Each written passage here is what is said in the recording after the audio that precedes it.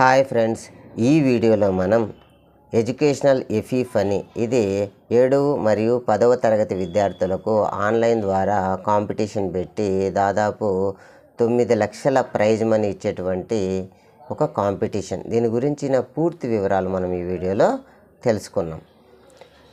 దీన్నే ఎడ్యుకేషనల్ ఎఫీఫ్ అని టెస్ట్ని సింపుల్గా ఈఈఎంటీ టెస్ట్ అని అంటారు. ఇది ఆంధ్రప్రదేశ్ ప్రభుత్వంలోని ప్రభుత్వ పాఠశాలలో చదివే ప్రతిభావంతులైన విద్యార్థులను గుర్తించి ప్రోత్సహించడం కోసం 9 లక్షల నగదు బహుమతులు ఇచ్చేటువంటి ఒక కాంపిటీషన్. నిర్వహించేవారు ఎవరు అంటే ఆంధ్రప్రదేశ్ రాష్ట్ర పాఠశాల విద్యాశాఖ అనుమతితో ఎడ్యుకేషనల్ ఎఫీఫ్ అని సంస్థ వారు నిర్వహిస్తున్నారు. ఈఈఎంటీ అంటే ఎడ్యుకేషనల్ ఎఫీఫ్ అని మెరిట్ టెస్ట్. ఎవరు అర్హులు అంటే ఆంధ్రప్రదేశ్ రాష్ట్రంలోని 26 జిల్లాలోని ప్రభుత్వ పాఠశాలలో చదువుతున్న 10వ మరియు 7వ తరగతి విద్యార్థులు మాత్రమే అర్హులు. మరి ప్రశ్నాపత్రం ఏ మీడియంలో ఉంటుంది అంటే బోత్ తెలుగు మరియు ఇంగ్లీష్ మీడియాల్లో ఉంటుందన్నమాట. మరి పరీక్ష ఎన్ని దశల్లో జరుగుతుందంటే 2 దశల్లో జరుగుతుంది. మొదటిది ప్రిలిమ్స్, ఇది జనవరి 23, 2024 సంవత్సరంలో జరుగుతుంది. ప్రిలిమ్స్ నందు 40% పైబడిన మార్కులు పొందిన వారు మాత్రమే తర్వాతి దశకు అర్హత పొందుతారనమాట. ఈ ప్రిలిమ్స్ కన్నా ముందు మాక్ టెస్టులు కూడా నిర్వహించడం జరుగుతాయి. మరియు ఈ ప్రశ్నలు ఎలా ఉంటాయని తెలుసుకోవడం కోసం కింద డిస్క్రిప్షన్లో మీకు గతంలో జరిగిన ప్రశ్నపత్రాల యొక్క లింకును ఇవ్వడం జరుగుతుంది, పరిశీలన చేయగలరు. మరి మెయిన్స్ అనేది జనవరి 31, 2024 జరుగుతుంది. మెయిన్ పరీక్ష నందు 50% పైబడిన మార్కులు పొందిన వారు మాత్రమే బహుమతుల ఎంపిక కొరకు పరిగణలోకి తీసుకోబడతారనమాట. ఈ ప్రిలిమ్స్ కన్నా ముందు ప్రాక్టీస్ పరీక్షలు ఉంటాయి కదా, ప్రిలిమ్స్ రాసే వారి కోసము మాక్ టెస్ట్ అనేది జనవరి 20వ తేదీన నిర్వహించడం జరుగుతుంది.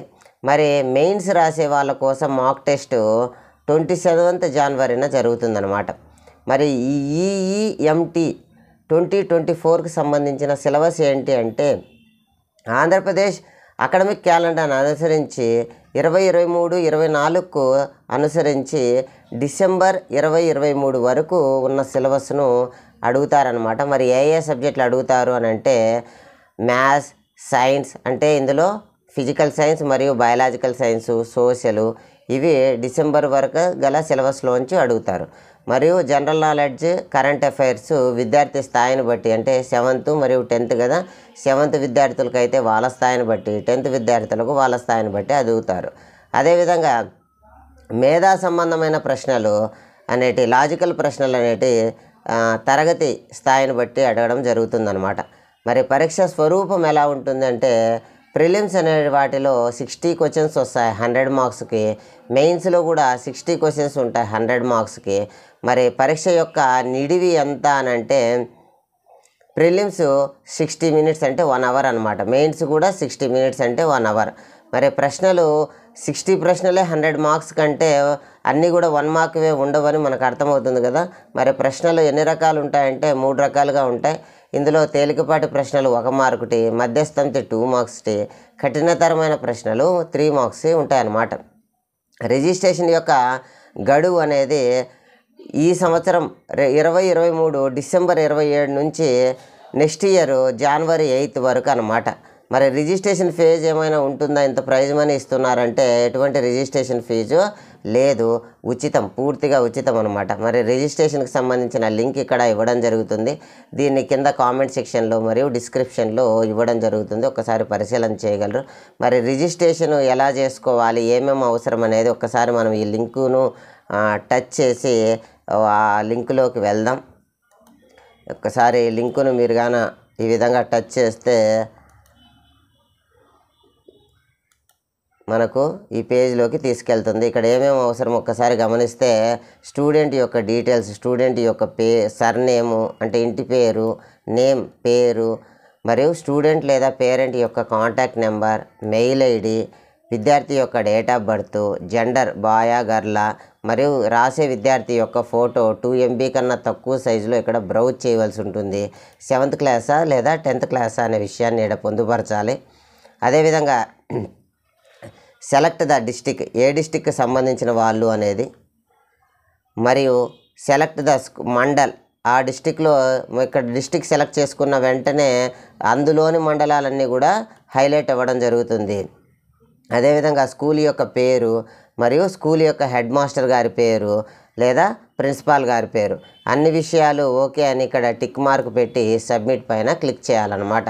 మరియు వీళ్ళు నిర్వహించేటువంటి వాట్సాప్లో జాయిన్ అవుతే మనకు ఫర్దర్గా అన్ని విషయాలు కూడా వీళ్ళు చెప్పడం జరుగుతుంది.